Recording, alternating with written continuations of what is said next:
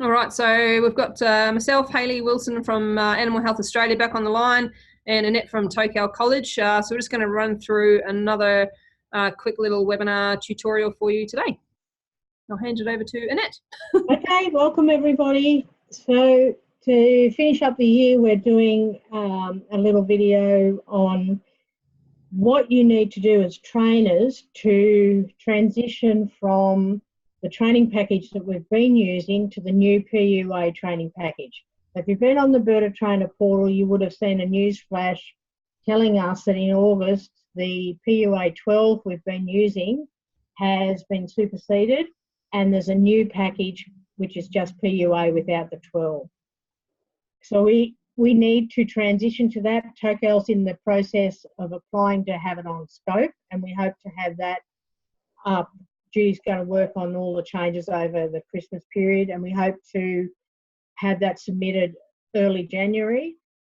And we hope to start teaching it as soon as possible, as soon as that's on scope. So, and we've only got until May to teach out the old one. So the next few months is going to be really important for trainers to transition from the old PUA training package to the new. And so what I've come up with is as simple as way I can think to do it is a sheet that we'll explain today. If you fill that out, we'll work out what units you have, what units you can get credit transfer for which you have to do very little, and which units you have to do RPL for. So, and also this sheet will help you get your head around what the units were called and what the new units are going to be called. So most of the units are equivalent, and there's not a lot of change. There's a few units that have a lot of extra performance evidence and knowledge evidence, and so Judy's working on that to upgrade that material. A lot of it comes with the change in name from something a level 3 incident to something a complex incident, and so that's put a bit of a spanner in the works in terms of Birda being finished. Well, it's not, it's an ongoing improvement process. So on the Birda Trainer portal homepage, which you can see here, I've got the news flash, which is the requirements for 2020. And so the template will have 3 benefits: to allow you to become familiar with the new codes and units, to have all your relevant qualifications or units of competency in one place, and to document your most recent experience, which we can use for credit transfer and or for RPL as needed. But it's an annual requirement for you to keep your experience up to date. So this will show your industry currency, and we need to do that every year in any case. So if we click on to, or just while we're here, I guess, if you want to read more about the new training package, we've got a link here which will take you to the new package. And so you can have a look there if you wish. But this table, if you click onto that table, now I'm not going to because I've got a pre-prepared one with some examples in, but it'll look exactly the same. So I'm going to click down here and get up the table that we've done an example in. So across the top, there's just a bit of general information, which you only need to do once. And then down the left-hand side, we've got all of the old units, PUA COM 001C. That's what we've been teaching. And that's been replaced, and they've just dropped the C. Very minor changes to the unit overall. AHC BIO 301A was the unit that was in the training package. The new one is AHC BER 301. And we've already been teaching that because the AHC package has been out for a while. And so we wrote Birda to the new units. There's no point writing to the old units when they're already superseded. And so as you go down the page, you will see that I've highlighted the in green the ones that you need to have now. And so each of those are highlighted. And you'll notice I've already put some no's in because no one's got this on scope yet, then you can't possibly hold those units. So we've got no written in already for you for some of those units. So as an example, we've just used Hayley as a bit of a guinea pig here. And so to help you, what we can do is, so off the Tocal Student Information System, we can print out a list of what units you currently hold that you obtained through Tocal College. So this, if you haven't got one of these sheets or don't get one in the mail in the next 2 weeks because I'm sending them out today, then message me and I'll send you one because this will be helpful to you. So what it does is list the units that you've got and when you was awarded that unit. So it's got the date. So on the, it's really important you get hold of that. That'll make your life a lot easier. So let's click back to the sheet you've got to fill out. So the example, Hayley has PUACOM 001C, communicating in the workplace.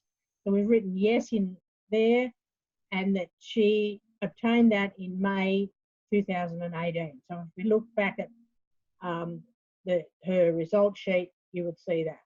You won't because I've actually got the wrong date. But it's the date on that sheet that you obtained that qualification. No, she doesn't have the new unit PUACOM 001. No one has. So she'll need a credit transfer. Because she's received COM 001C recently in the last 2 years, then we can do a credit transfer. So she's written in here just a couple of sentences about her experience. It's not rocket science, but in her work, how does she communicate orally and in writing? Has she been involved in responses? Has she been involved in exercises and so on? All relevant experience. And then over in the last column, and I'll just make it a bit wider, she also holds another unit that she obtained somewhere else and to do with communication. So all of that goes towards us being able to say yes, or, you know, giving her a credit transfer, giving her a credit transfer. We would then be able to write yes in here, and then we would be able to write yes in here that she's approved to deliver that unit. So it's all on a unit by unit basis. So do you have the unit? Do you have an equivalent old unit? What recent experience do you have? We'll then decide whether you are entitled to a credit transfer. If you are, we'll organise that and then you'll be approved to teach the unit. Up the top, there's only a few other little things: your name, your employer details, your job role, what jurisdiction you'll be conducting training in, and very importantly, your TAE, because if you don't have TAE 401116 or a diploma in vocational education, then you can't teach any of this anymore. So that's critically important, and so that's why we've put that there at the top. Now, the unfortunate thing is I've been trying for an hour to get the headings to stay there for you. I can't figure it out, and so when you scroll down, you lose your headings. But there's only a couple of columns, so hopefully you'll follow it along. But the really big important one is what's your experience. Okay, so, and it, you know, it doesn't have to be a huge manuscript, just a few sentences, and don't just block copy, block copy, block copy, because the first one's about communication, the next one's about working in a response, the next one's about OHS. So your comments have to be focused on what that unit's about. So the first one's about communication, you comment on your communication skills. The OHS one, you comment on about how you use OH&S or WHS in your workplace, in a response, how you look after that topic. So don't just repeat yourself over and over and over. tailor your comments specifically for you. Yep. Okay, so is that good? Hmm. And so the idea is you would then submit this, do as many units as you can, and submit the form, and then we'll go through and decide whether you're entitled to a credit transfer or not. If you're not, we'll set an RPL process in motion for you if you want to teach those units, and we'll approve those that you have sufficient qualifications and experience for, and then you can start teaching. Cool. And will you show us where they submit the form, Annette? Yeah. Okay, so once you've completed it, save it on your hard drive, put your name in the file name, and then if you go back to the Verta Trainer portal, we click on Experience and Approval, and this is where you'll download the latest version of this form. It's an Excel spreadsheet. You'll also be able to download this video, and you'll also be able to download the help sheet as soon as I've finished it. So you complete your form, save it with your name in it and a date, and then you submit assignment, choose that file, and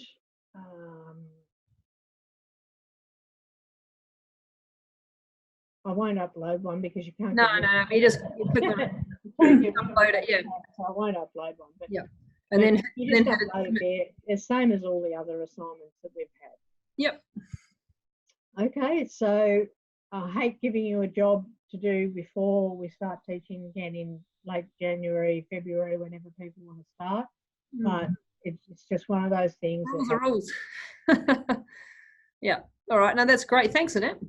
Okay, so I hope everyone has a happy Christmas. Look forward to working with you next year. We've got 31 people who have either completed the Certificate 3 or the diploma. One person only with the diploma, and mainly that wasn't through Verta because they started earlier, but the 30 have completed primarily through Verta, and we've had over 130 people complete the skill sets. So mostly the responder skill set, and one small group have done BELBA, so they've done the certificate for 4 units skill set. So that's a pretty good achievement for 2019. Sure is. Awesome. Well, thank you very much, and yeah, hope everyone has a safe holiday. Yep. Safe holiday, happy Christmas. All right. Okay. Thanks, Thank Annette. you.